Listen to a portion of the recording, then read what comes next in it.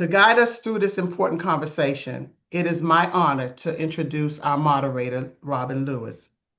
Robin is an environmental justice leader, organizer, and advocate who works across the DMV region, has centered communities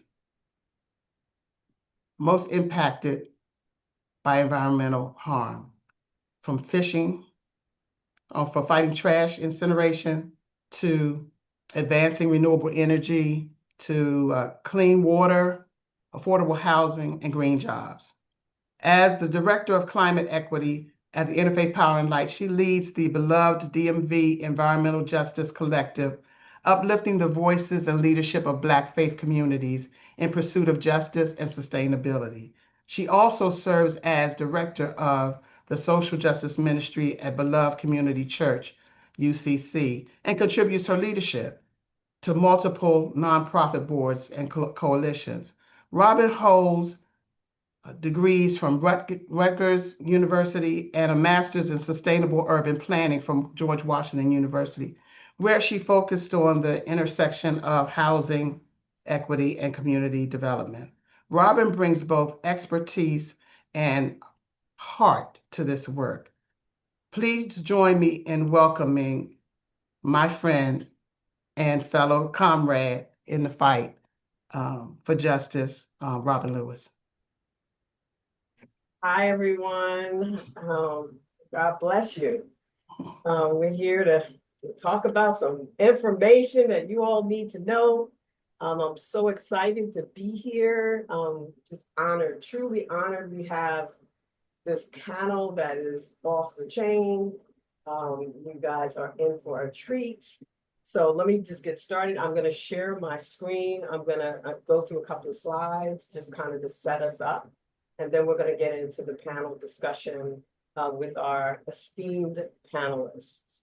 So let me share my screen. If I could find my, there we go. Let me share my screen.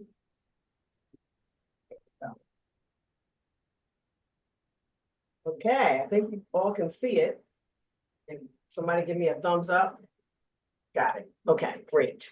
So as mentioned, I'm the Director for Climate Equity at Interfaith Power and Light. We also have another group that works with Black faith leaders. Interfaith Power and Light deals with hundreds of congregations across the DMV on climate issues, environmental justice issues, helping with technical support. We've helped many congregations with benchmarking and other things, solar.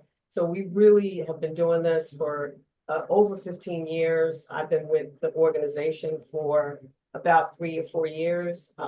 Prior to that, I worked on various environmental justice issues with different organizations. But so let's jump right into it, okay? What are hyperscale data centers? It's really quickly, and someone stop me if I go too long. I'm long-winded. Okay, I'm very passionate about this. So hyperscale data centers are massive facilities. Amazon, Microsoft, Google, and the other person, Musk. They are the ones who initiate these hyperscale data centers, which we're going to talk about. They're designed to store enormous cloud and AI computing. So they're for AI training. So they're huge. They consume a lot of power. Northern Virginia, our neighbor, or where Alfred Street, which is just such an honor that I'm speaking to you all, but Alfred Street is located in Northern Virginia. As you all know, 600 to 700 existing data centers are there in Northern Virginia, and there's hundreds more proposed, which Lydia will talk to us about in a little bit. Maryland is now also the rapidly merging hub for proposed data centers. Just so you understand, Northern Virginia is the global epicenter of data centers. So we're talking about a lot of energy necessary for those data centers, as well as water, which we'll talk about too.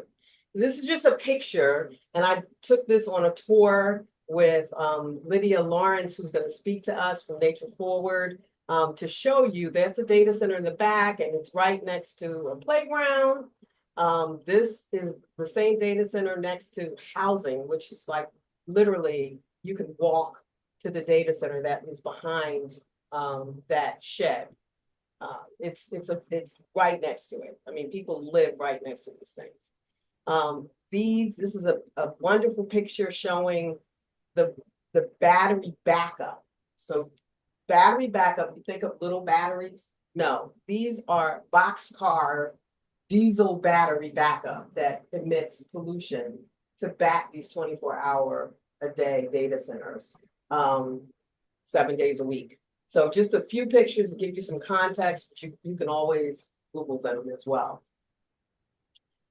Why should faith leaders get into this thing? Okay, it is environmental justice, which we're going to talk about. Dr. Sacoby is going to get into the EJ stuff, environmental justice stuff, community involvement, environmental impacts, and we're talking about people over profit, right? So just about every environmental justice aspect is impacted by data centers. I just put a few. And as you can see, just about everything you are concerned about, we're concerned about in our communities that are overburdened and underserved. They have all of these different things, air pollution, water safety, all of these things are impacted by the emergence of these huge data centers, which will come into our communities. You know, what are some environmental justice issues? So as I mentioned, the demand, the energy demand for these data centers that these data centers are actually trying to pull on is so massive. As I mentioned earlier, could be as much as a small city worth of energy. And we're going to get into that a little bit more. The energy burden, all of you, I'm sure, have been looking at your bills, your electric bills, and they've been going up and up and up.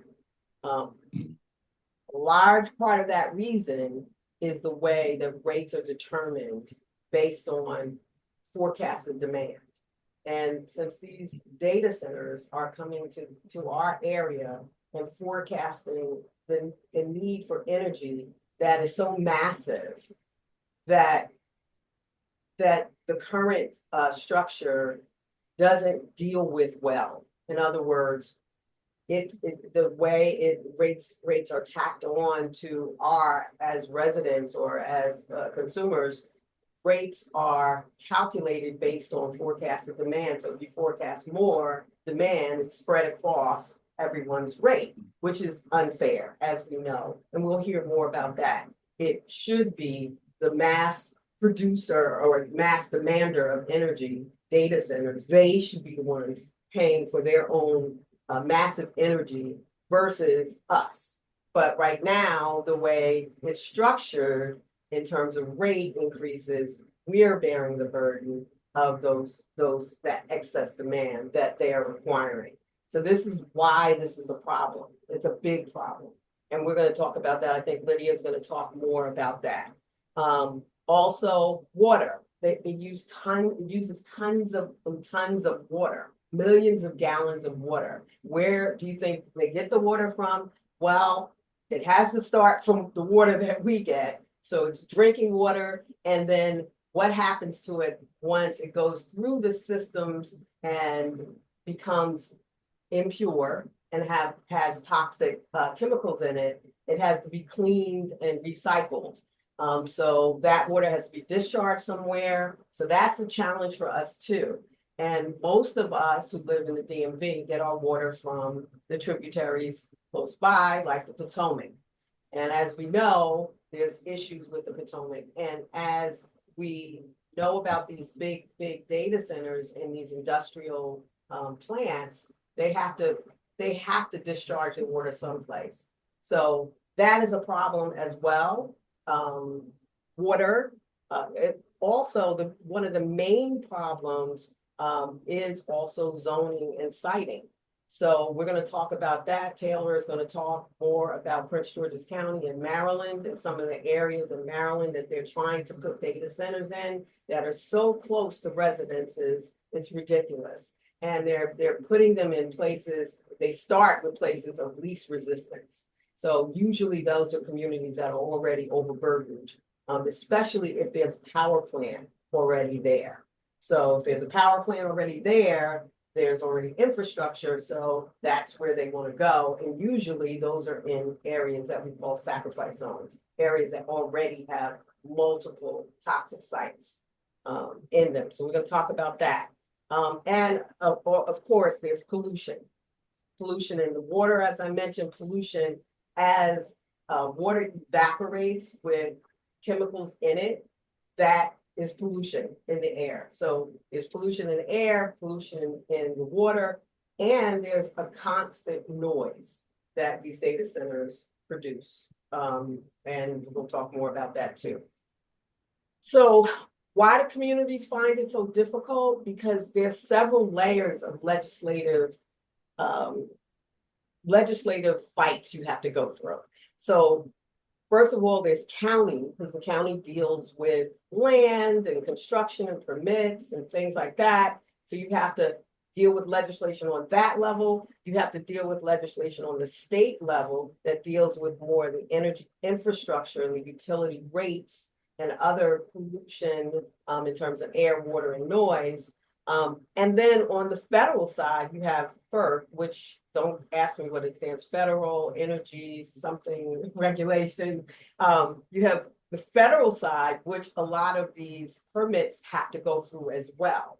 So there's 3 layers of legislation, and that is very difficult to navigate because as you may, or if you've done this stuff before, each layer kicks it to the other layer and they try to kind of bounce off each other. And these data centers have money, so they know how to navigate these regulations and these regulators, and also our legislators who are not necessarily on our side right now, which we'll talk about too. So some of the communities that they're doing stuff in Maryland. Frederick County already has a huge data center there, and they're doing a referendum on the ballot. Baltimore County, Prince George's County, we have someone here to talk about that, as well as some other in South County. Montgomery County is doing stuff, Charles County, Calvert County, Carroll County. I think St. Mary's has something too. Baltimore City, all of these counties are dealing, and communities are coming together. So this conversation that we're having today here is being had in various places around Maryland. So we're going to get to Virginia. Of course, Lydia is going to share a lot about Virginia, which is the hub, data center alley. Everything is there, started there. Everything, 70% of traffic passes through Virginia, Northern Virginia. So Northern Virginia is a key. That's why Maryland is now being looked at. Memphis, we're going to talk about Memphis. KeShaun is going to talk to us about what's going on in Memphis with the AI data center that Elon Musk just kind of slapped in the community, Black community there. Indianapolis, southern states, everybody across the country is fighting these things and fighting back because these things are not healthy and they're not for the community. They're for, these big cloud data services and AI, generative AI, which it's a training generative AI. So they're not for us, they're for big corporations. So Interfaith Power and Light, as a faith-based organization, came up with a concept called Real Wisdom. It's our campaign that we're trying to spread to other faith communities. So check out our website.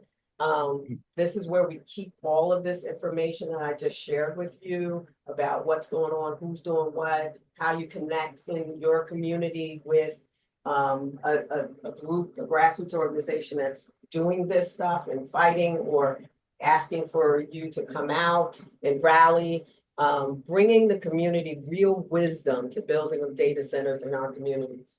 We need to bring our wisdom. It's our community, and that is the basis of this whole campaign. It's about what we need in our community, not what corporations want us to have. And as you can see, we have a scripture, and let those who are wise-hearted build as you have instructed. So just wanted to share that, and I think I am right on time. I'm close. I'm a little short. So I'm going to move on to introducing these wonderful panelists. And I am going to stop sharing because I think we're going to spotlight. Aren't those lovely pictures though? Okay, here we go. So, all right, we're going to spotlight. Joyce? Yeah, everybody's on the screen now. I am not hearing anything. Yeah, I can. You can't hear me? Oh, I can hear you now. Yeah, everybody's on the screen now, so you can introduce.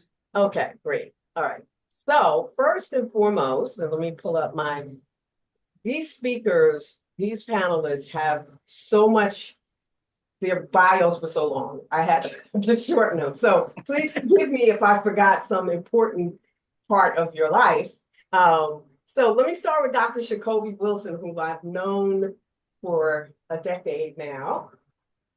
Dr. Sacoby Wilson is a nationally recognized environmental justice leader and founder of the Center for Engagement, Environmental Justice, and Health, or CEEJH, with over 25 years of experience advancing community-driven solutions to environmental health disparities.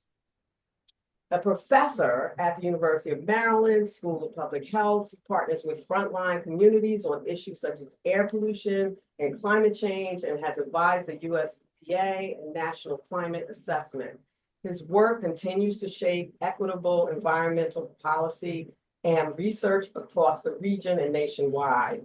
And I have to say that really is minimal because his bio is humongous. He's done so much for the community, and we're so happy to have you, Dr. Sacoby Wilson. Next, but not least, and then I'm going to let each of you talk, but I'm going to just read all of the bios first, so we can jump right in, if that's okay. Yes, ma'am. So, unless you want to say hello, you're welcome. Hello. Go ahead. Okay. You So go each ahead. of you get to say hello, and if you want to say something, you can. I can stop right there. I've already said hello. Okay, all right. So next is Lydia Lawrence. Lydia Lawrence is the conservation director at Nature Forward, leading the organization's advocacy and community outreach across the DC metro region. They spearheaded Nature Forward's data center reform campaign, leading Nature Forward's fight for sustainable data center development in Northern Virginia and Maryland. In addition to data center reform, Lydia oversees Nature Forward's advocacy and community empowerment work on clean water and clean air. Prior to their work at Nature Forward, Lydia founded and led Fairfax NAACP's Environmental and Climate Justice Committee. They currently serve as a gubernatorial appointee for Virginia's Council of Environmental Justice. Welcome, Lydia. Say hi. Hey y'all, nice to be here. Thank you for having me. All right, KeShaun.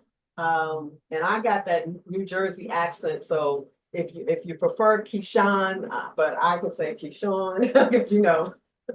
KeShaun Pearson is Executive Director of Memphis Community Against Pollution and a leading voice in the fight for, I should say frontline fight for environmental justice in South Memphis.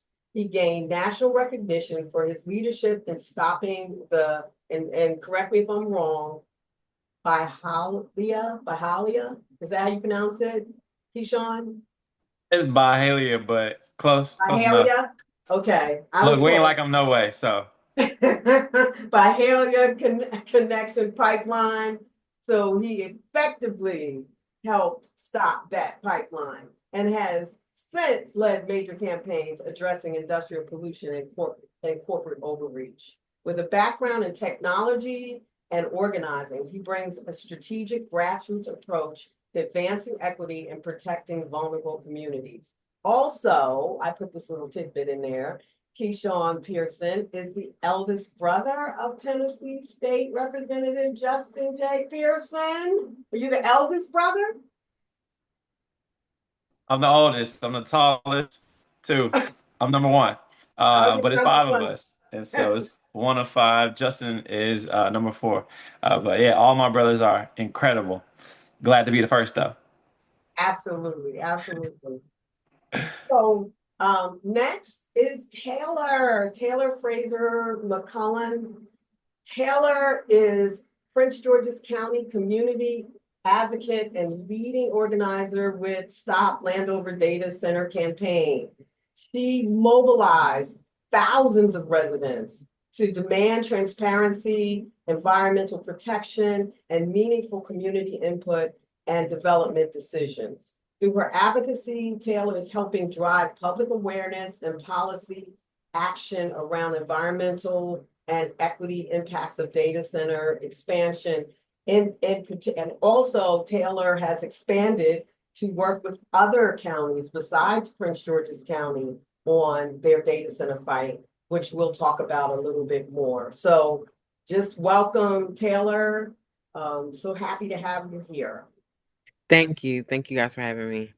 Great. So let's get into the questions. Okay, I'm going to start with you, Dr. Sacoby Wilson. Since you're the data person, tell us, give us some information. What does the data tell us about the environment and health impacts of these data centers? I know you've done studies, and so share with us what that tells us. Yeah, so when we think about data systems, and thanks again for the opportunity to speak today. Just before we get into that, I just want to set up, thank you for that setup around data centers and CEEJH issues. I want to also add to that framework when we think about classic environmental justice concerns in overburdened communities that tend to typically be communities of color, BIPOC communities, low-income communities. We're talking about classic hazards are landfills, incinerators, petrochemical operations, refineries, power plants with coal-fired power plants, gas-fired power plants, right? You may also have highways and byways. You think about pollution from combustion byproducts from cars and big trucks moving up along those highways and byways. Those are sort of like our classic legacy environmental hazards, right? Data centers are what we call an emerging environmental hazard, an emerging threat, right? So you think about the Industrial Revolution, the impacts, the externalities are born on the backs of BIPOC communities, as you already stated, sacrifice zones. Now we're seeing with this, that's the Industrial Revolution. As we're seeing with the Digital Revolution, right? We're seeing a similar pattern, okay, of being born by folks who have less power, less voice, as you said before, the avenue of least resistance. So I want to state that first. Now, when you think about data centers and what are their impacts, first, when you think about the use of diesel generators or gas turbines, there are going to be air quality impacts. So they're combustion byproducts. I used that term before. So we're thinking about things like particulate matter, audience, that's dust in the air. You also have nitrogen dioxides. Now, those are also combustion byproduct when you burn gasoline or diesel, right? You have greenhouse gases like methane, carbon dioxide that's produced. You also have volatile organic compounds, VOCs. So you may know this, you may hear this term, the new car smell. I always tell people, hold your breath. You shouldn't inhale that stuff. But with paints, adhesive glues, those are also that was off gas, those are also VOCs. So And then when you're burning diesel, you also produce something called black carbon. So these pollutants can have some of the same adverse health effects when it comes to respiratory health effects, asthma, increased hospitalizations, emergency department visits. We think about cardiopulmonary effects. So you think about increased myocardial infarctions, heart attack. When you think about the short-term effects, y'all, burning the eyes, nose, and throat. You know, when you're walking by a bus that's burning diesel, your throat starts to itch. Similarly, if you're in a community, you've been exposed to that plume, you're gonna have that acute reaction, right?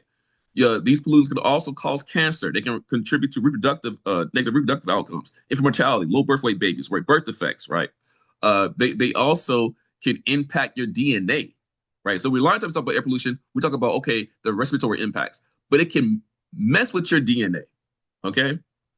That's important.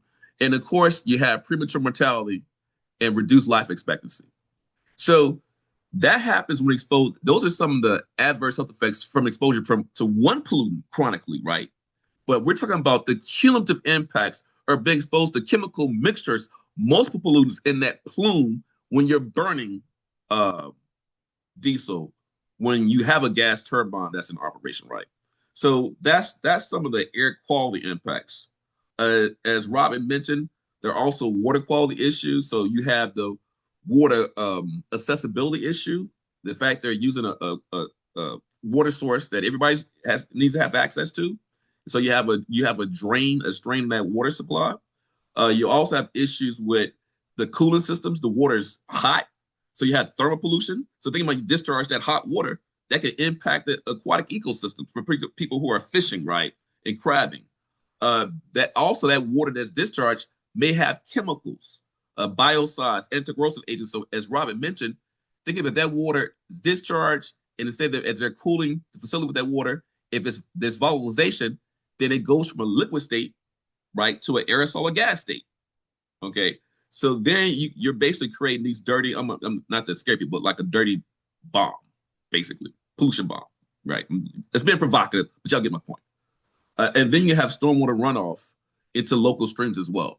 Robin mentioned the fact that we just had, the Potomac River is a major water source for people in this region. We had a poop spill, y'all, a major sewage spill a few months back. And then recently in March, just found out a few days ago, we had a jet fuel spill. So you got emptied by poop, right?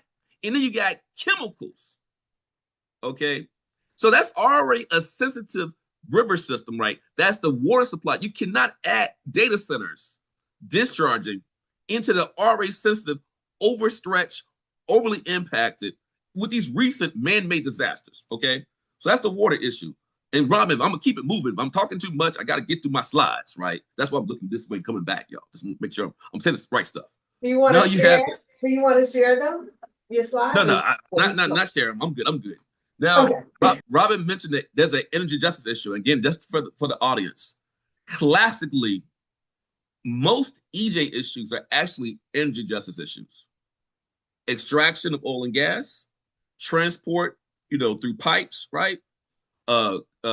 Refining of oil and gas. Okay, think about Cancer Alley, refineries and communities, and then highways and byways that were built through Black and brown communities on purpose through the National Highway Defense Act. When you're burning gas, when you're burning diesel, you are dumping those combustion byproducts in Black and brown communities, and that's impacting their health, that's impacting across multiple generations, right? So those are classically, and you think about incinerators and the coal ash, or ash from power plants. So classically, most EJ issues are really energy justice issues.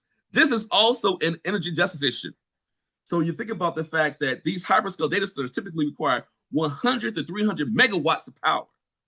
Tens of thousands of homes. It's always stated small cities, right? Now, Robin mentioned, and I'm gonna come back to this point. She said that with how the rate is calculated, everybody contributes to it, right? But the large users, they're basically getting in a form. To me, that's a form of corporate welfare. You don't want to really sucking and draining the grid. Why am I helping you out, right? So that they're getting tax breaks, right? Then they get another form of welfare by this extractive process, okay? So I just want to highlight those two things. They're getting tax breaks they said it's jobs. It's a con job. Talk about economic development. It's a con job. Where are the jobs at, y'all? There are no jobs. Okay? There's no jobs. You get tax breaks. Then we're subsidizing them as ratepayers. Highly problematic. So basically, that means we're paying $5 to $15 per month extra. Okay? Add that up, multiply it by 12. Y'all can do the math. I'm gonna mess up. That Common Core math may mess you up a little bit. Been bad. Okay. but been bad. It's been bad. My bad. So then think about folks who are already dealing with energy poverty. When they got to choose between paying for the energy bill, paying for food, and paying for medicine. So you're exacerbating that, right? So those are some of the energy impacts. So then you think about, this is not just an EJ issue, it's a civil rights issue, right? And so, I will cover a couple more things. We are, as Robin mentioned, doing a lot of work on data centers. My team at CEEJH, CEEJH Inc., we do a lot of work, hyperlocal air quality monitoring. We have been engaging with folks in Memphis. We have been working with KeShaun and Justin, doing some air quality monitoring near the Colossus facility. And I'll say a little bit. I know KeShaun's going to say some more. But that community, again, we think about environmental justice, the avenue of least resistance. So this facility was placed in an unincorporated Black community, a freedmen's community. Ain't that right, KeShaun? A freedmen's community, right? So it's contamination without representation. When you're unincorporated, you don't have a town mayor, you don't have a town council. So it's easy to exploit, right? So it's a form of environmental colonialism and environmental oppression. You have that. So we have a series of monitors where we're measuring air quality, we're measuring particulate matter, we're measuring NO2, we're also looking at ozone levels. And so we've been doing that work since last summer, right, KeShaun? Last summer.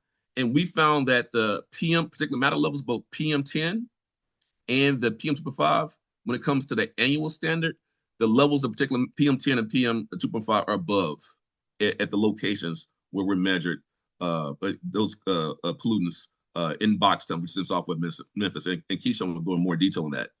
And then Taylor's going to talk more about the work in Pearson County. I'll say this real quickly. So in the work in Pearson County, there was a data center task force. That data center task force came out with a set of recommendations about data center development in Prince County. As already stated, and Taylor will get more into this, I want to steal Taylor's thunder, organized against that. We worked with Taylor, other groups in Prince County, and then the NWCP to write a counter report to the county's data center task force report. You can go to CEEJH.org to download that report. Basically, in the data center task force, the task force report, they did not mention environmental justice. We got so many EJ issues in our county: Colmar Manor, Bladensburg, Langley Park, Brandywine, Landover. A lot of these areas, when it comes to their EJ score, they're above the 75th percentile, right? That means it's really bad. So this is already known facts, right? So we have a mapping tool called Maryland EJ Screen, where you can map and look at the EJ score. You can also use CDC EJ index tool and do a similar thing. So getting to the point of what Robin said, of being already overburdened, these communities are already been overburdened. They already being used as sacrifice zones, right? But in our counter report, we saw there were gaps in that report, and we had recommendations about air quality. We have recommendations on water issues. We have recommendations on energy issues. We have recommendations on zoning, and I think Taylor will cover that. But I just want to hit, we are collaborating with KeShaun and his team, MCAP in Memphis, and we are working and collaborating with Taylor and her team and other folks in the county to really help provide the data and the science and be able to translate that to action and advocacy to support the fight against data centers. So I'll pass the mic. Thank you. Thank you. Thank you. I know you have so much information because you're working with, boots on the ground. Yes, I ma'am. just put in, I hope everyone can see, I did put the link to the CEEJH report. I think that, yeah, so that everybody can check it out because it's really, really good. It's comprehensive. And we also, Robin, I forgot to mention, I wrote a op-ed with Justin Pearson on data centers too. And we can put that in the chat as well. Yeah, if you would, that'd be great. Yeah.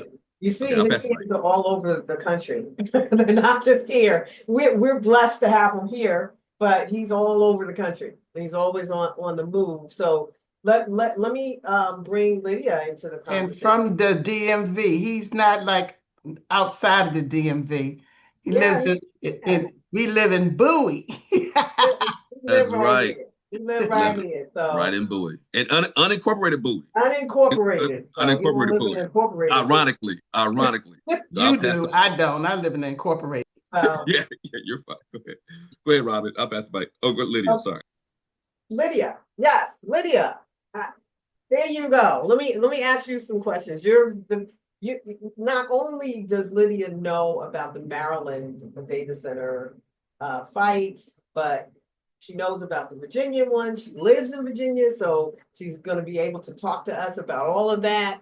So tell us, Lydia, what is the current reality of what's going on with regard to data centers in terms of scale, energy demand, future forecasts or projections. Lydia is a wealth of knowledge. She is the one I learned everything from on this. So go for it, Lydia. Well, Robin, it's because I tend to be a broken record, one-trick pony. I am the party guest who will always get us to the conversation on data centers. We call it advocacy, and it is my worship. Um, Thank y'all for having me. And thank you so much for talking about this critical issue. As Robin shared, I live in Virginia and I actually live in Data Center Alley, which is really the ground zero when we talk about hyperscale data center development. Um, and why? Why Virginia? Well, we have less expensive electricity rates for business. We have lots of land, but also we were the birthplace of the internet. If anyone, for those of us who are old enough to remember AOL and You've Got Mail, it started here in Virginia near Dulles Airport. And that was pivotal because what these data centers need to operate, what artificial intelligence really needs to operate, are fiber optic cables, which sounds like something very complex and complicated, but that's the long term for what we call Verizon Fios. Fios is short for fiber optics, and those are not something imaginary in the air. It's not satellite, is literal cables in the ground. So when it comes to looking for places that have land, that have inexpensive electricity, because hyperscale data centers require so much energy, and have a healthy network of fiber optic cables, Northern Virginia was the place to go. And I think, where are we now? Robin already shared some numbers on the number of data centers, but I really want to talk about this in relation to the amount of energy, because that is really where we see so many of these justice issues, as Dr. Wilson was saying, is how much energy these data centers consume.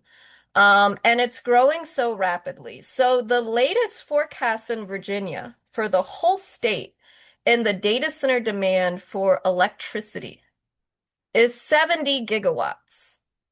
And it might sound like a big number, but let me put that into perspective for you, because before I got into this issue, I could not even conceive of what a gigawatt worth of energy was. So a gigawatt worth of energy is the equivalent of a whole power plant. 1 gigawatt, it's like a little bigger than maybe a coal power plant. It's about the equivalent of a natural gas power plant. In Virginia, we have a nuclear power plant that's about 1.5 gigawatts. So to put that into perspective for the data center demand in Virginia, we have about 70 gigawatts of projected energy demand from data centers. Pause for effect. Me too. Whew. Um, and that's huge because while all these data centers, these are data centers that are built, planned, or under construction. But let me just blow your mind a little more while I have the mic. Um, so the number continues to rise astronomically. About a year ago,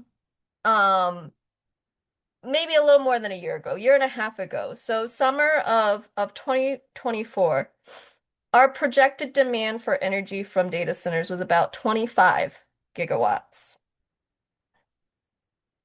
That December, January timeframe, 2025, it went up to 40 gigawatts. And now we're at 70. And just think of a gigawatt again in terms of a power plant. Before the advent of hyperscale data centers, y'all, our electricity demand in Virginia had actually plateaued. Okay. Homes were becoming more energy efficient. Businesses were becoming more energy efficient. We were on our way to having more renewable energy support our electricity demands. Our energy needs had plateaued in Virginia. And it wasn't until the coming of hyperscale data center development that we see this skyrocketing. And as Dr. Wilson shared, who benefits from these skyrocketing energy demands? Because utilities also make a profit, right? It's not just the data centers that are being subsidized by us, but the utilities also make a profit and are profit driven. And so if our energy demands plateau, they're not making as much money. So they are really benefiting from this increased demand for hyperscale data centers. And we are the ones losing now. And I don't know if we'll get to this question, Robin. I know we're going to get there eventually. Now, there has been affordability is the name of the game politically. And we have seen more laws come into play to try to make data centers pay for the increased energy demand that they need. But in Virginia, we still have, let's think about the backup diesel generators that Robin was sharing. Each diesel generator is the size of a train car, and one data center that's like 250 megawatts or 1/4 of a power plant has about 50 of them that are backing them up. And if you are in this area, y'all know that this past February was cold. It was cold for a long time, and our energy grid was strained. And when that happens, the federal government, the Federal Energy Regulatory Commission, or FERC, they said, hey, Virginia, data centers have whole backup diesel generators. Y'all should use your diesel generators so that we don't have any grid blackouts. And so I can tell you, driving down my neighborhood, my streets, I saw all these black plumes from the diesel generators that were turned on to support these data centers. They are polluting our air, but they're not just polluting my air, y'all. A report was done that studied just the pollution impacts from 2023 of diesel generators. Fairfax County had about $18.7 million worth of public health costs in 1 year from just the maintenance of the diesel generators. Montgomery County, air pollution knows no bounds. Montgomery County had just under $20 million of public health costs related to the maintenance of diesel generators in Northern Virginia. And those health costs went to Anne Arundel County, DC, City of Baltimore, Baltimore County, Prince George's County. So that's just from the maintenance of diesel generators in Data Center Alley That does not include if those diesel generators are turned on for a prolonged period of time. It does not include if Prince George's County builds more data centers or what Frederick County's data centers look like. That's just from the data centers in my area. So this issue in Virginia is huge and it continues to grow, but the impacts are really felt all over the region. Wow, that I didn't know that. Thank you. See, I tell you, I learned something new even from these sessions because I didn't realize it was that bad. Um, well, I'm gonna get each of you in, then we're gonna kind of have a conversation. Okay, so I'm gonna jump to you, KeShaun, because you're in a data center situation as we speak. So kind of tell us what has been your lived experience in Memphis after this data center just kind of popped up. You know, we were blindsided. You tell us Yeah. what's going on. Tell us your story. Well, first, thank you for having me here. And I'm so glad to be, I was about to say in the house of the Lord, but so glad to be here with the historical Alfred Street Baptist Church, and so glad of all the work that y'all have done. It is so encouraging to me, to my family, to Black history. And so glad to contribute in this way. So when you talk about our experience, it was exactly that. We were completely blindsided by this project. It was literally announced to me 5 minutes before the public announcement by the mayor of our city, who said, I don't think we're going to agree on this, but Elon Musk is bringing a company to the city of Memphis. And my first question was, where is it going to be? Because, like Dr. Sacoby said, when they place things in our area, when they place things in our homes, these are not beneficial. And so when he announced that it was Southwest Memphis, I knew that it was environmentally racist. I knew that it was environmentally unjust and that we would have to stand against it. And so we immediately put together a public press release that went out and talked about all the concerns that we immediately had. First of all, why would you trust? Anyway, I ain't gonna even go into that. Let's talk about data centers, right?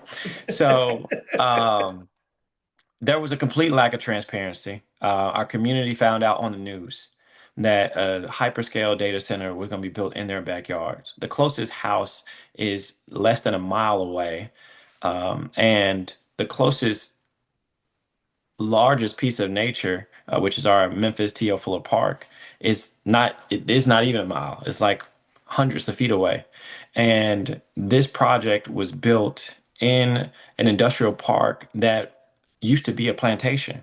And so when we think about the history of environmental racism and the history of environmental justice, we also have to look at the elongated history of injustice, because social justice is environmental justice is social justice. And so, Dr. Sacoby, now Boxtown has been incorporated. They had to fight the city of Memphis twice to be incorporated with the city, but they are still treated like outsiders. Like most Black people are who have created free communities. They created a community out of the scraps of boxcars that were left over from trains that would come through the area. We talking about resilient Black people, right? The folks that created what we are made of, and they continue to see an oppressive regime today being aided and abetted by Black leaders, like a Black city mayor, a Black county mayor, Black leadership in our city council, our county commission. And so we have to be able to hold the folks who are elected to protect us accountable to doing just that. Protect us. Tell us what's happening instead of working behind closed doors with these bald-headed white men. We got Ted Townsend of the Greater Memphis Chamber.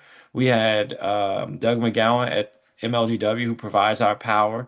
These folks went down to recruit Elon Musk and XAI to come to our town, right? And so we have to pay attention to how this is happening, because they can't do these things without the approval of some folks who are in power and who have been entrusted to protect us. And so there is no justice in this process. We've seen no justice. And this project continues to grow like a cancer through our region. We continue to see a hyper scale of pollution, and the impact is ridiculous. We had a baseline of pollution because we are the transit capital of the United States of America. You can get to 70% of the United States from Memphis in like 12 hours by car, right? That's amazing. That's amazing. I didn't know that, but that's Logistically, if you get a package, if it's touched Memphis at some way, somehow. Logistically, we are in a beautiful location and it is being used in an extractive ecosystem. It's not being upheld and really cared in the way that it should be. And so for us, that looks like breathing in more particulate matter, like what Dr. Sacoby Wilson was saying. We are being exposed chronically to carcinogens like formaldehyde because of projects like this. When a data center does generate their own power, right? They build out these mega power plants. And so our nitrogen oxide level raised by 79%, our peak nitrogen oxide levels. And so now we have a pre-XAI period and a post-XAI period of pollution. That's how one company, one hyperscaler came in and destroyed and totally handicapped our air quality. And that isn't just numbers because it translates. We have one of our community members, and she's like family to me now. She never had an asthma attack and hadn't had one in a decade. But months after XAI arrived and started polluting the air, had our first asthma attack in a decade. We are losing people. Like the AI has an actual human cost. And that human cost looks like having to bury folks before their time. And that shouldn't be the case. Our children already have asthma rates higher than anywhere in the state of Tennessee. They continue to miss school. I've parents losing jobs to care for their kids. When you deal with respiratory illnesses or cancers, it is a family impact. And so we are seeing families be impacted. And I personally know, right? I was born premature and I have chronic allergies because I was born and raised in 38109. And they continue to call us the path of least resistance. But we are not the path of least resistance. We are the most resilient people I ever met. And we took down a pipeline and we're going to take this down too. Because anytime there is injustice, you're going to continue to see people power and a galvanizing of the people who believe that we actually deserve and have a human right to clean air, clean water, and a healthy environment, coalesce together and fight back. It's what we're seeing all across the country. 50% of the projects that have been slated for 2026 and beyond have been either stopped or stalled. Period. People are rising up against this. And what's happening in Memphis is unfortunately a cautionary tale. Do not trust that these data centers are going to bring jobs. Elon Musk brought people from Texas to do the construction work, hired people from California to do the technical work, and then Memphis and our folks got the menial jobs doing security and mopping the floors. There's no justice in that. And so we've had to hold Shelby County Health Department accountable, the Tennessee Valley Authority accountable, who provides power for the entire region. We've had to hold our Shelby County Health Department leadership accountable to such an extent she left. Literally, it was do your job or leave. And she left after granting XAI a permit to continue to pollute our air. And so it is the responsibility of the folks who have been delegated the power to enforce the Clean Air Act, to enforce the Clean Water Act, to actually enforce those things. And so when I think about what's going on in Memphis, I think about digital redlining because these are the same communities, the ones that we live in, that had been previously redlined in the industrial era. So we're still living in the fallout of an era that was long here before we even got here. But they are playing the same game and using the same exact tactics. And we continue to bear the brunt of it. It is estimated that I will live 10 years shorter than almost everybody on this call just because I was born in 38109. And so what we continue to see in Memphis, what I continue to live with, is the fact that we are a target. And you can include the occupation that's happening from the federal level in Memphis. You could include how XAI is taking on government contracts in DC, $200 million for a military contract, and using this Grok product and this AI in these terrible ways in our world. And so when we think about the dynamic danger that data centers present, it encompasses so much. And so what is happening in Memphis, how this data center took hold was with clandestine and behind closed doors, backdoor meetings. And then folks got muzzled with non-disclosure agreements. And so one of the things we continue to see is how people are unable to say anything and speak up because they have signed these non-disclosure agreements and have agreed not to say anything to the community, not to bring the community in, and that's not justice. And so if you're looking at a data center coming, you want to be explicit in your ask to your mayors, to your council folks, anybody who has the power and authority to say no, anybody who has the power and authority to protect your health or enforce the Clean Air Act. You want to talk to them directly and get their honest answer. Do you support data centers? Right? Do you support this extractive ecosystem? Yes or no? And then you want to pay attention to land sales and zoning updates. Elon Musk came to town, purchased two 1 million square foot properties, and then purchased 522 acres from an organization that was supposed to support the economic growth of our city. That And sounds so the last thing I'll leave you with is we have a lot of data that is forthcoming from the Center for Engagement, Environmental Justice, and Health Incorporated. Well, not it's Inc. With Dr. Sacoby Wilson. So that report will be released next month. But this month you can look at the data surrounding the Colossus 2 facility, and the Mississippi Department of Environmental Quality just allowed XAI 41 methane gas turbines. And so we have a report on Memphis Community Against Pollution's website that shows just how detrimental it'll be to our community and how the most social vulnerable are going to be most directly affected. And so that's www.memphiscap.org. And if you want to support my brother, please do go to votejustinj.com. Try to get him to Congress. Okay. absolutely. Thank you so much, KeShaun. We still got more to talk about. I'm gonna pass the mic to Miss Taylor. Taylor, you came out and was like, came out guns blasting. I shouldn't say guns, but you know what I'm saying.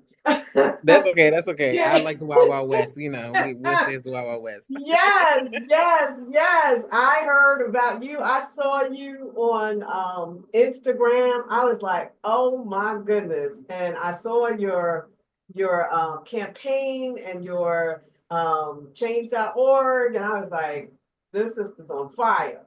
So let's talk Thank about you. you and kind of how you got into this fight and what's it all about for you, okay, in Prince George's County and around and beyond, because you've spread out now.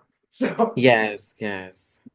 Okay, so back in April of 2025, my best friend, she's like more into like plugged into news articles and outlets. I'm more like a national news person than a local news person. So I'm focusing on the macro, not the micro. So she sends me an article from Business Insider or Washington Business Insider, businessjournal.com or something like that. And it was talking about this $5 billion investment in this 4 building campus that they were going to put in Landover. And that's where I'm from, and that's where my family lives. Literally, like less than a mile from the old Landover Mall site is my granddad's house in Palmer Park, and like most of my family friends all live within like a 1 to 2 mile radius of that site. And I just watched a video on More Perfect Union talking about how they were fighting a metadata center down in Georgia, and it was putting sediment in their water. They were dealing with noise and light pollution.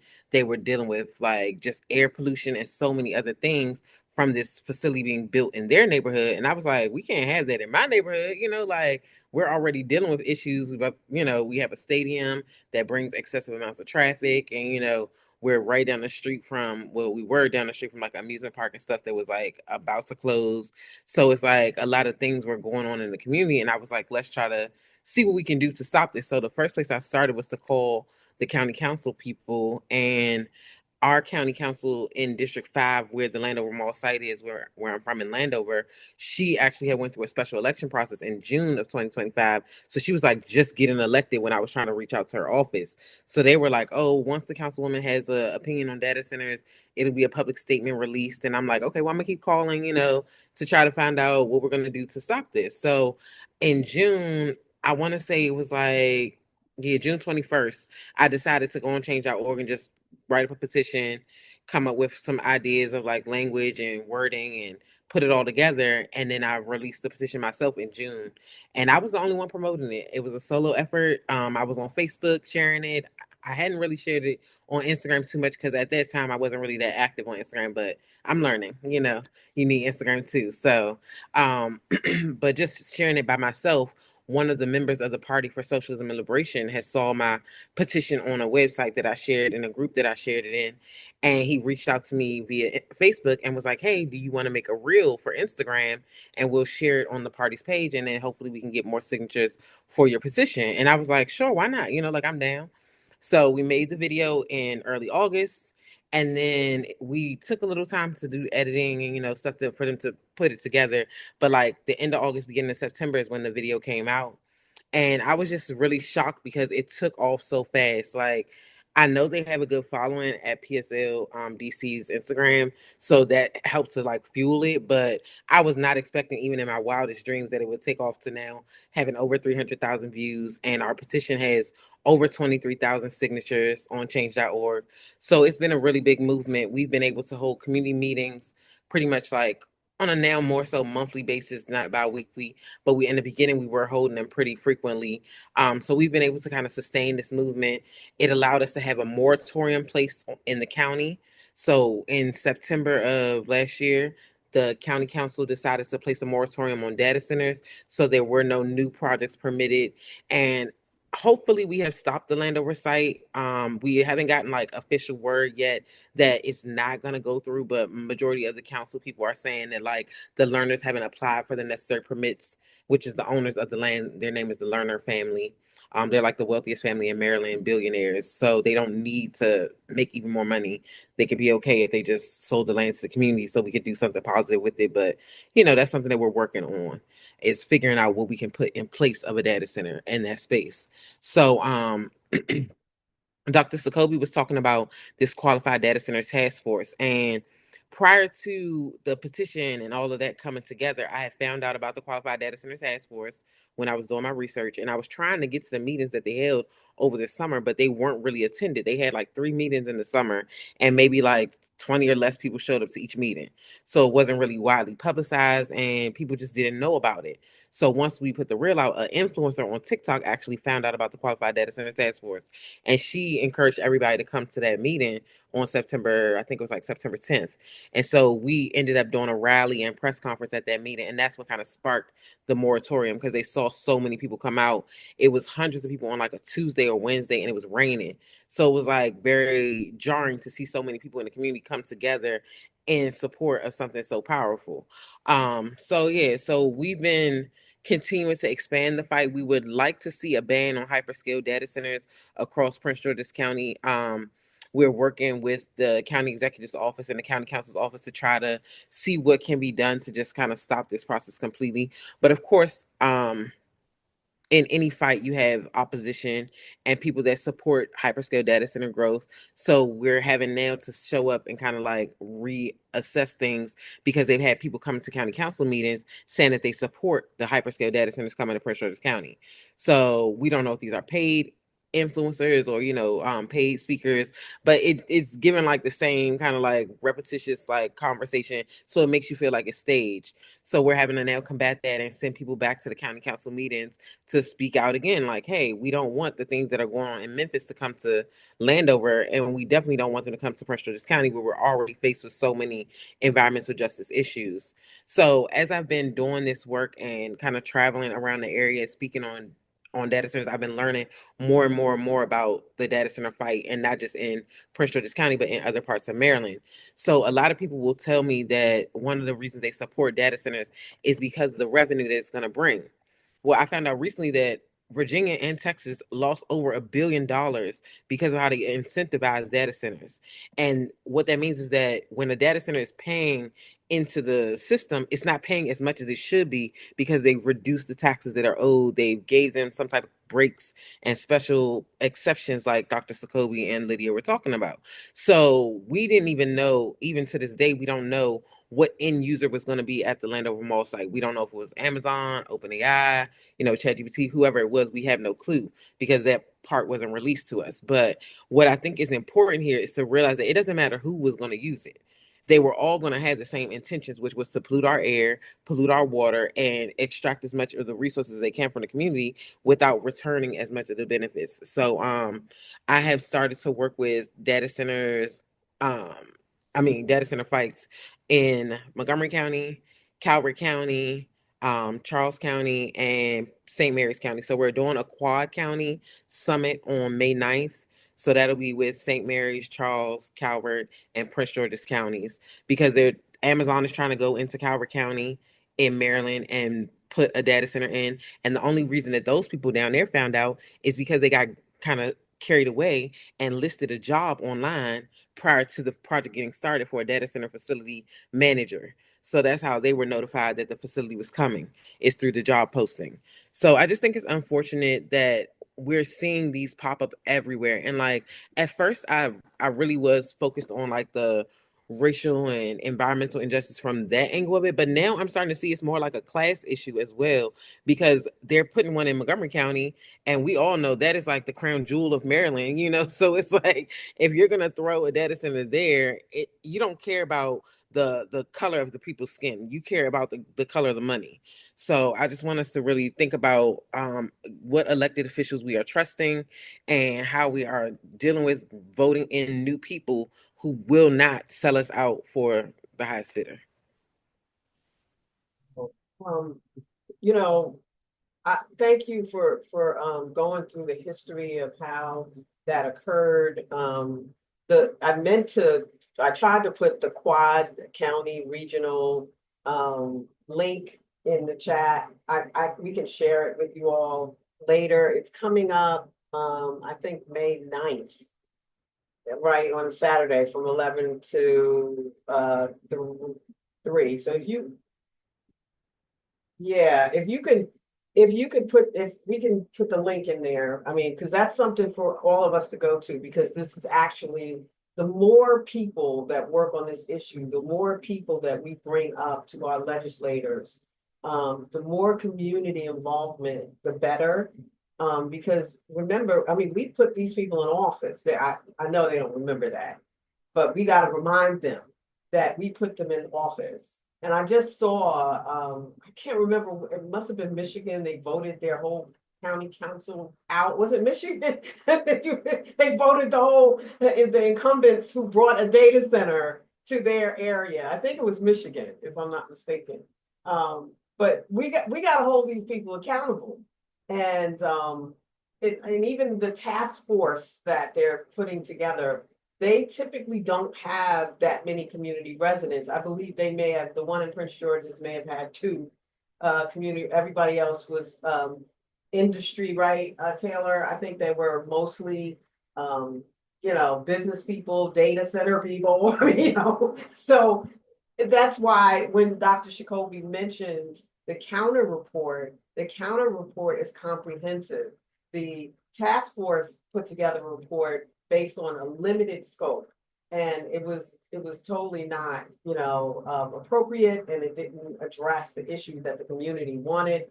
So Sacoby's team came in with the flag and the rescue and put together a report that was comprehensive and that looked at everything.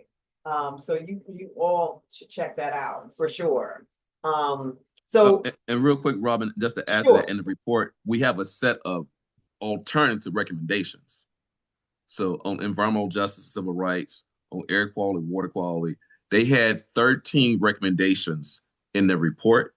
and we responded, critiqued, and provided an alternative in many cases to their policy recommendations. So please, a lot of stuff from let me say this. I'm gonna say this to Pastor Mike. Man, special exceptions get abused, y'all. Yes. Not just in Prince William County, across the country. We should be against special exceptions.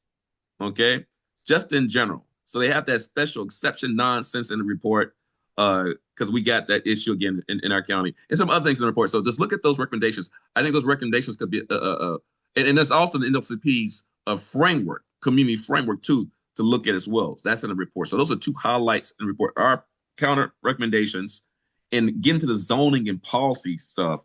And so out of that, we're actually trying to come together. And I think others doing it too, to create a model data center ordinance.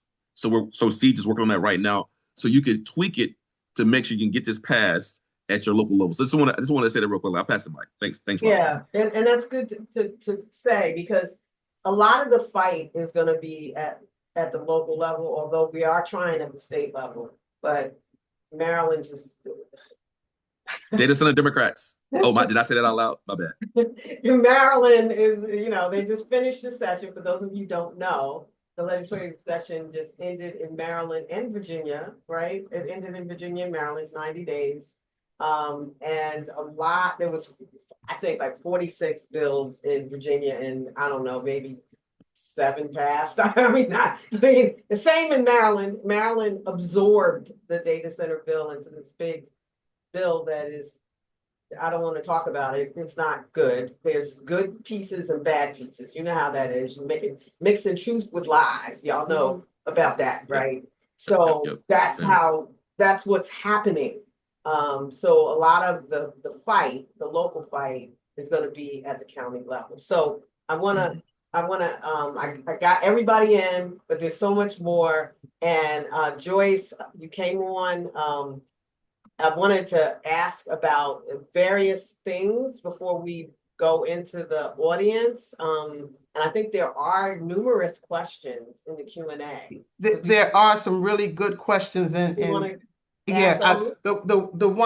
ones that kind of have been raised is a question that I kind of have as well. Okay, go for it.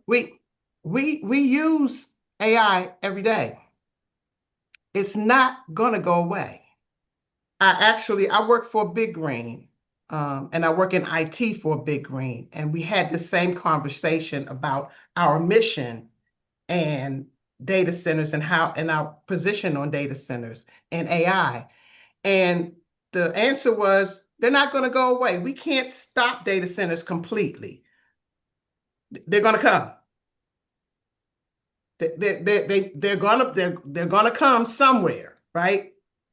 I see your face, KeShaun. Yes, I was gonna say this is the position that many people are taking. That the AI is needed. We use it all the time, so we need to have data centers. But I also started off in this conversation saying all data centers are not created equal. So they don't always have to be these hyper data centers to provide us the power, digital power that we need, right? So I'm saying that, but one of the questions was, I don't know all of this stuff about data centers. Can you help me explain to me how we can build or how we can help regulate or move into a direction that is a positive one for any new thing that's supposed to be built, right? Or is there a way to do that? And I probably should read how the person said it. What? Oh boy. Yeah, but Did you find it? Okay. Yeah, because the question is how can we form it? Because my thing was like, if you want to have data centers, let's put it in the white people neighborhood. And instead of always putting it in ours, right? That's, siting is one of the things that I feel like is one of the ways we can direct it off of our backs and the cumulative impacts on our backs, right? But the question is, how else can we do it and make some positive forward movement for data center, not just for data centers, but for the for digital stuff for AI because we use it every day.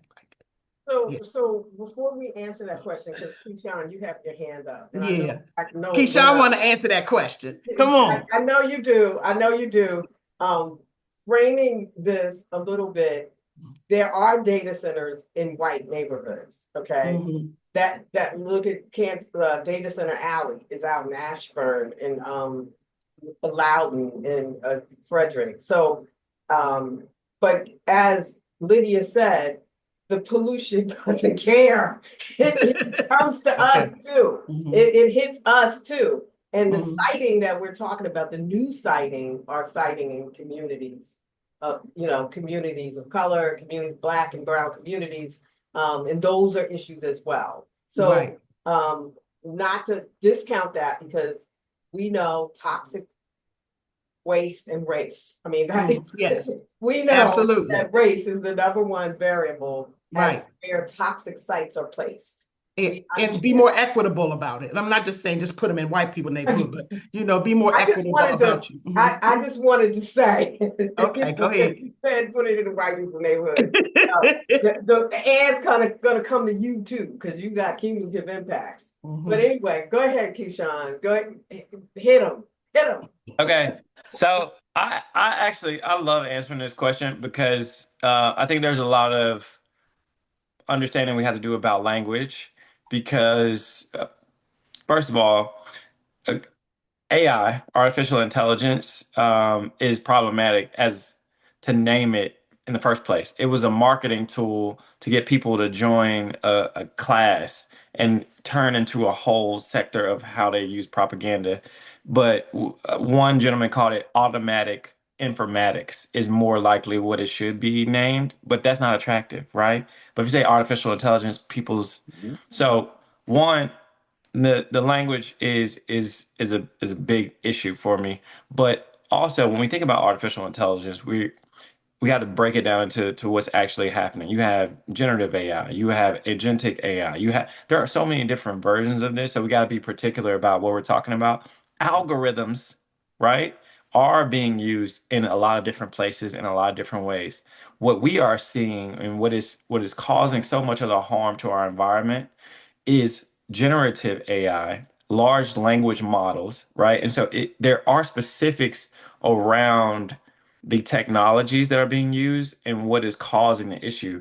The server room at Netflix isn't the issue. The server room at the bank down the road, the data center that runs the St. Jude Hospital, that's not the issue. The issue are the hyperscalers like what XAI is doing, what Meta is doing in Louisiana, what these folks are planning and trying to do in Maryland.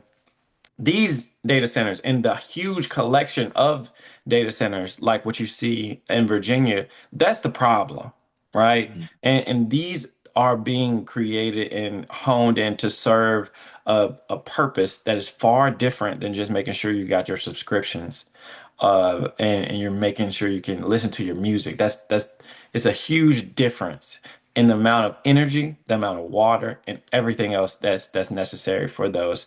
And so I think when you think about AI and you think about the inevitability of this propaganda that's being held up on a Ponzi scheme Exactly. is I don't believe right in that it is inevitable that they have to have all of the resources that they have to be able to build out all of this. Like I we get to choose, right? We get to choose the level at which we engage. We get to choose the level at which we adopt.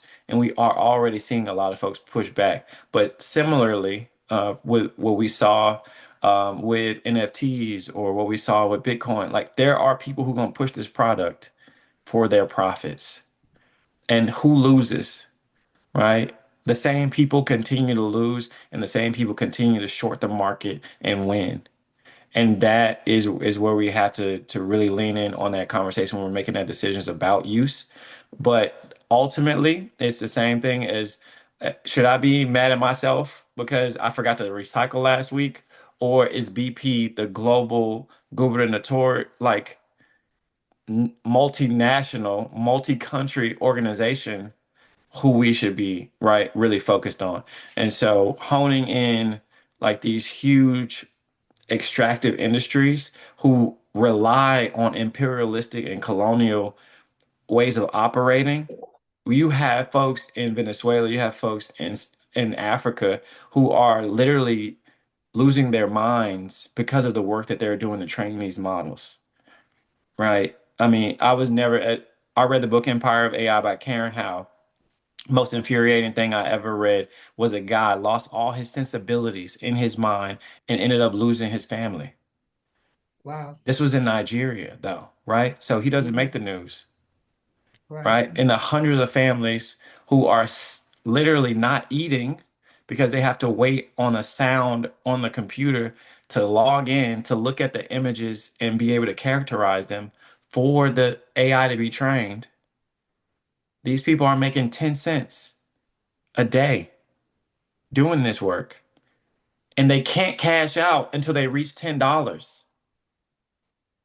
So, Wow. KeShaun, so to your point, though, this hyperscale AI development is for a particular person. It's not for my little chat thing on my phone. This is for generative AI, training AI for what I understand, surveillance and some other things that are not things that we need as a community or individual. I am gonna go to you, Taylor, because your hand's been up for a while. Go ahead, Taylor.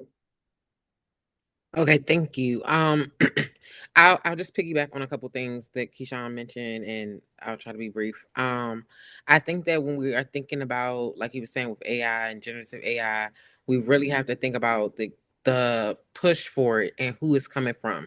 If you look at Sam Altman and his investments and where he wants to go with the country, they don't care about what happens to the rest of us. They could leave a wasteland behind, and it'll be blighted land in 10 to 15 years because most data centers life cycle is not that long. These servers get hot, they're metal, they're burning, and you have to replace the pieces.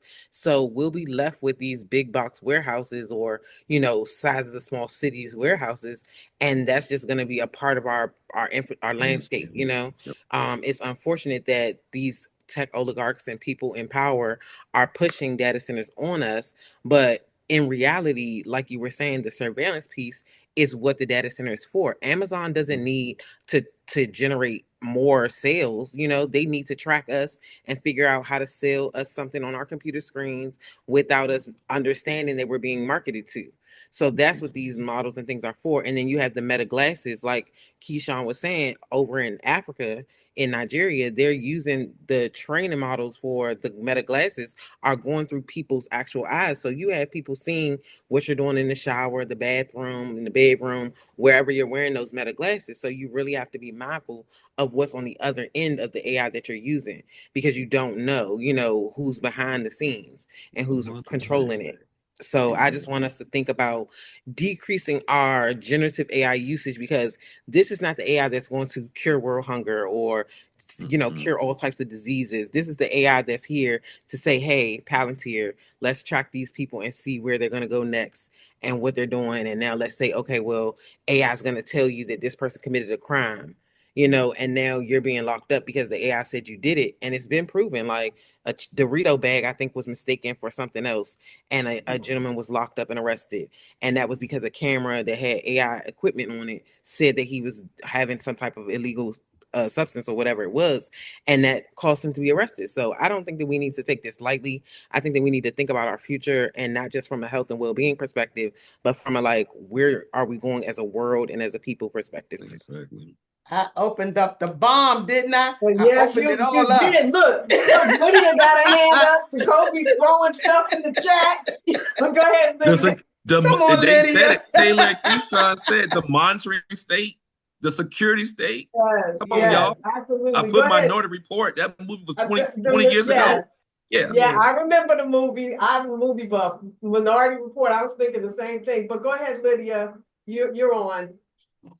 I agree with all the above. And I also want to say these things are inevitable is to relinquish our power We vote for people in. We vote for them. They make policies. These are decisions. They are not inevitability.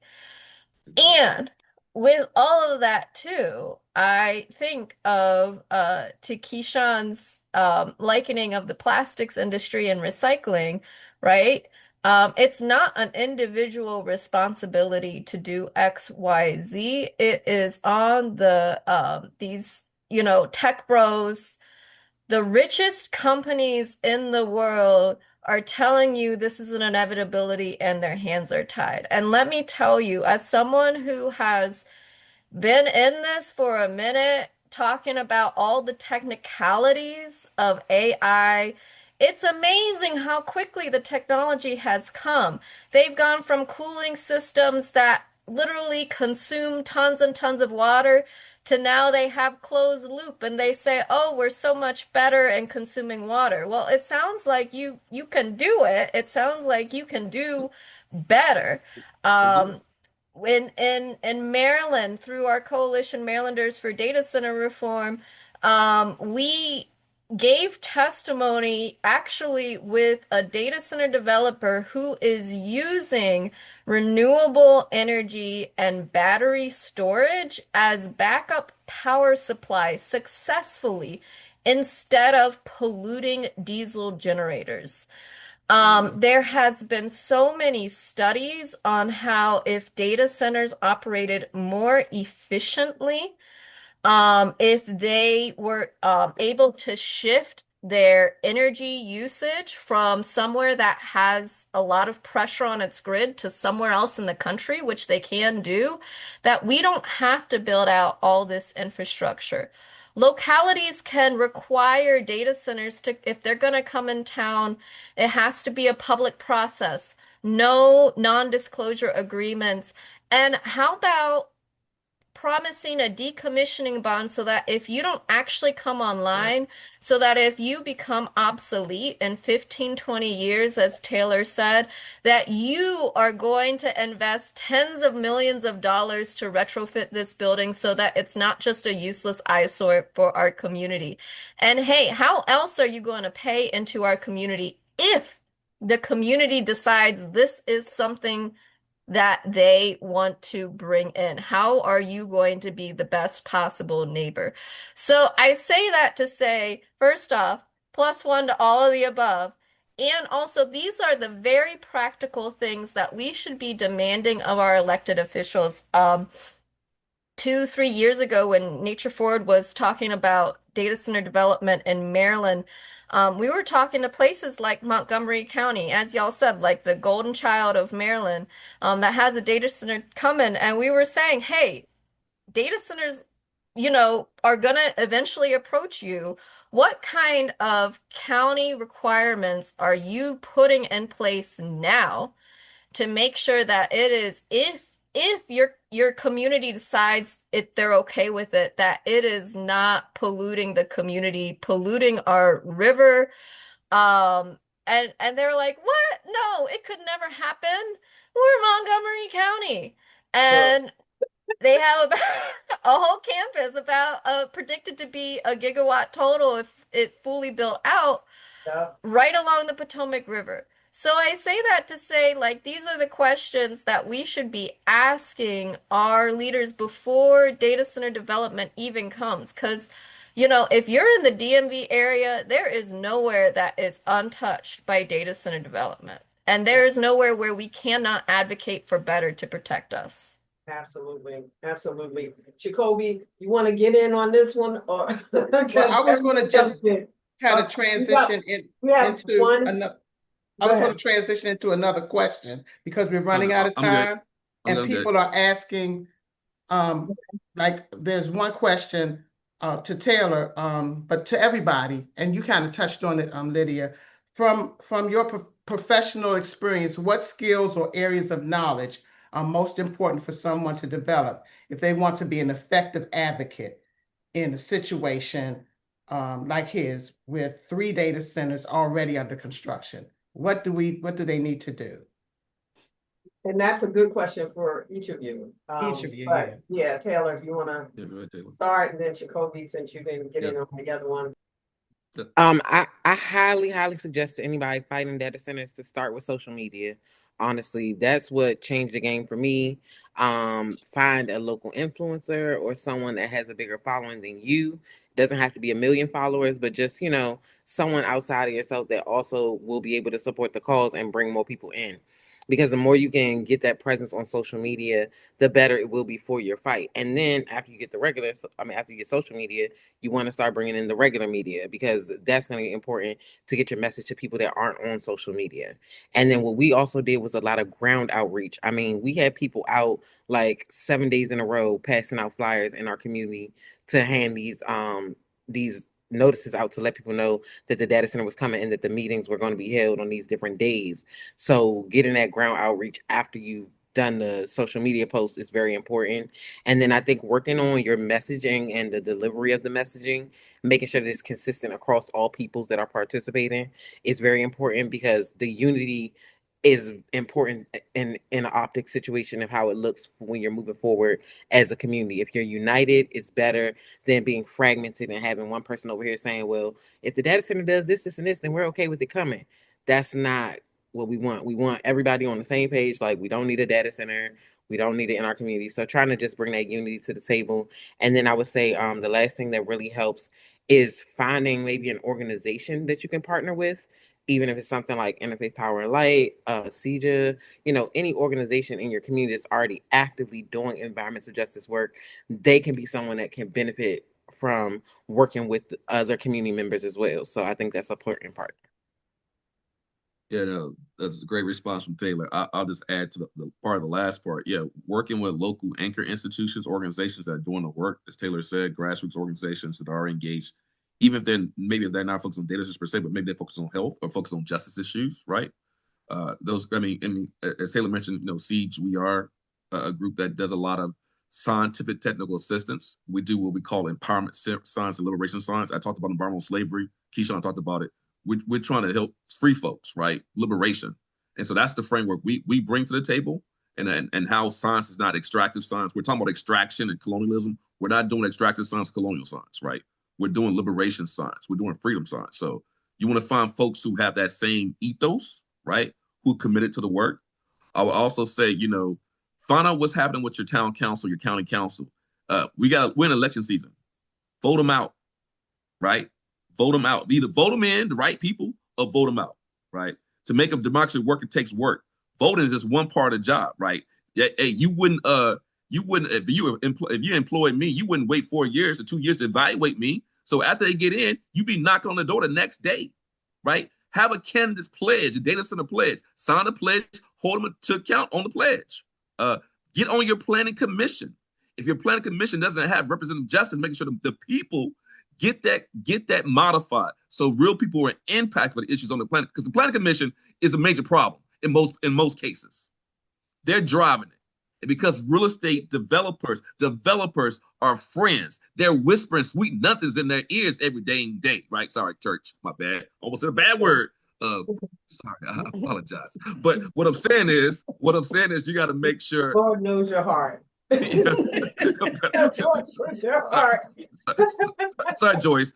I was winning. Got a little too excited. I forgot where I was. It's okay.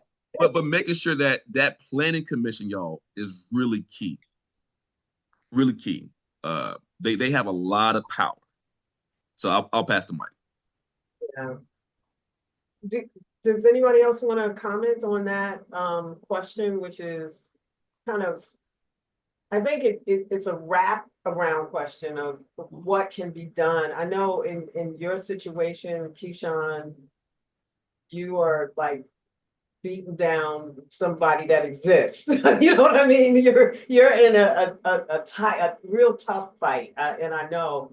What can you do? I mean, that's a good question for you. What can you do if it's already there? And that's also for you, Lydia, because you're in an existing hub of data centers all around and more to come.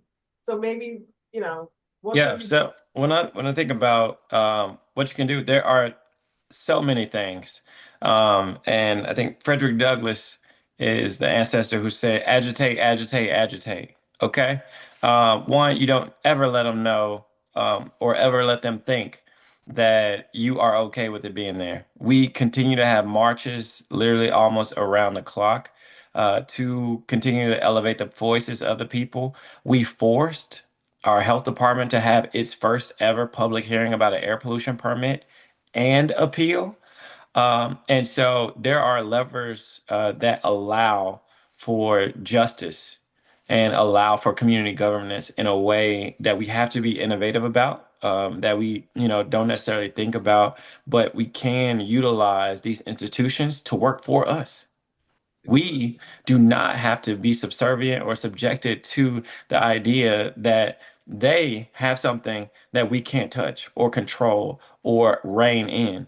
We, we the people, Yeah, right? we people. We the people, Absolutely. right? I love how that sounds, right? My brothers, Absolutely. he said it sounds like somebody black wrote it, right? We the people, you Right. Super, know. super. And so there are so many different things we can do.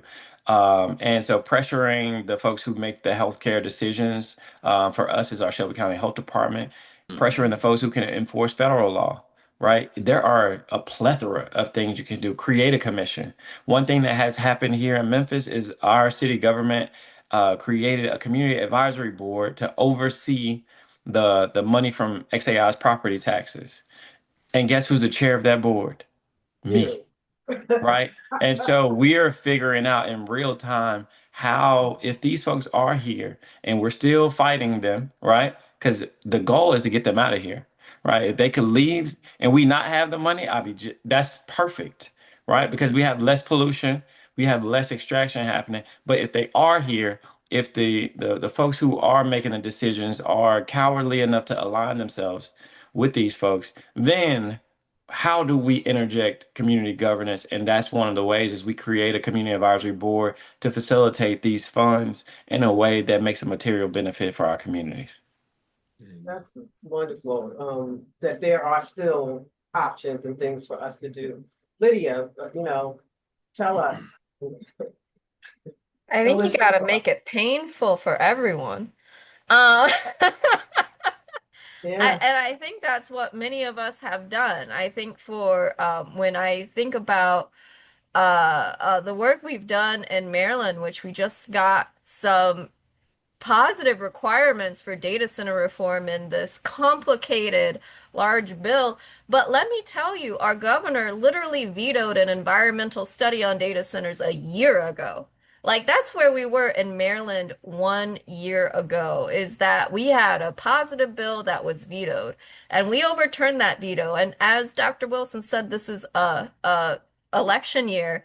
But we were starting like bring the pressure now. Get Yep, media stories. If you yep, have one data center, I promise you another one will knock yep, on that door. We have so many data centers in Northern Virginia, and we have more that are still coming. So you got to keep the pressure on, and you have to make this a story amongst your entire community, incorporated, unincorporated. You have to make noise because if it's just you and five other people, you're not going to be able to vote in or vote out the people who are really going to represent you. And that's really where it comes down to it. But another thing I want to just touch on that has not been touched on in Prince William County, we had a huge data center complex proposed called Digital Gateway. And it was going to be one of the largest data center complexes in Northern Virginia. And there the council at the time, the Board of Supervisors voted it through, approved it, but they made a mistake when they rezoned the land. And I say this because a lot of times there are rules and regulations that are in place that those details aren't exactly followed when land is rezoned for a data center. And that's what happened in Prince William County. They did not follow some very specific rules, and the advocates were on top of it, got some pro bono legal support, and they sued the county to overturn that complex. And the first hearing, they won. The county chose to appeal that decision, and the county lost a second time. And it was just announced this week that the county is not going to pursue another appeal. And so that huge project is no longer going to exist because of really minuscule details in the legal process. So I say that as another avenue where you think a project is approved and the Board of Supervisors or the council has made that decision and it's done. And it's never done, whether it be a legal aspect, whether it be another data center knocking on that door, whether you're planning for an election 2 years from now. Don't let that story end. And take it from the county, take it to the state. There are regional electricity costs that are run by the Northeast. Like, pressure your elected officials to get those costs to come down. There are just so many different avenues, but we have the power. We are the ones with the power. We vote them in, we will vote them out. Absolutely, absolutely. Thank you all. I know we're getting close to closing. Wanted to just say thank you to all of you. You're just a wealth of knowledge. We could keep going. I've learned so much from these people. The panelists here are my mentors when it comes to data centers, and believe me, every one of you, I'm gonna reach out to you. Again, because we have more to do. We have more work to do. We need to amplify this in the faith community. That's why we're having it here at Alfred Street, the historic Black church in Alexandria. With me and Joyce, I said 1806, she said 1803. Alfred Street's been around, so we're starting here. We're gonna amplify this at other faith congregations across the region. One of the things I want to say, Joyce, before we end and start to wrap up, is from a faith perspective, please check out our website. I will put it in the link. We have all of the links to the different counties and the different fights, because there's a lot of different things going on. In particular, my concern is Calvert County, in which they have a nuclear plant, and Amazon is trying to build a data center right on the property right next door. That's one. Another one is in Charles County. There's an old plant they're trying to build there. These things are happening really quickly. So we're going to try to keep up with it. As a faith institution, hosting these webinars, they're so important. Forums, encouraging others to join these advocacy events. When we go in your community and we're going to testify, or we need you to show up, those kinds of things. Lifting this up in worship service, in your green teams, in your ministries, as you are with Alfred Street, and being deliberate and purposeful when you use AI.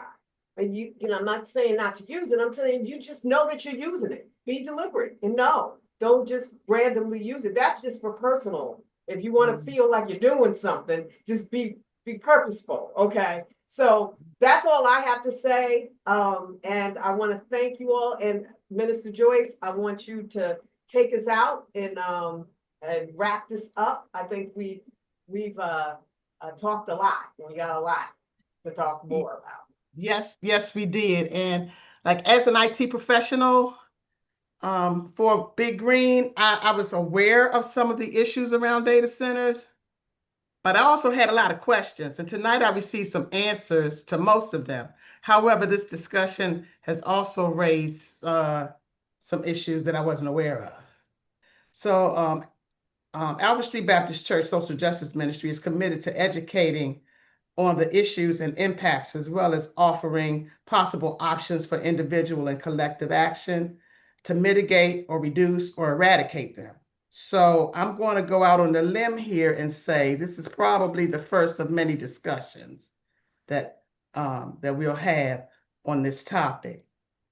So I want to ask Satina if she wants to say something before we close out. And I don't know whether Deacon Orr is on the line, but if you are Deacon Orr, I would like for you to close us out with some prayer. Satina? Yes.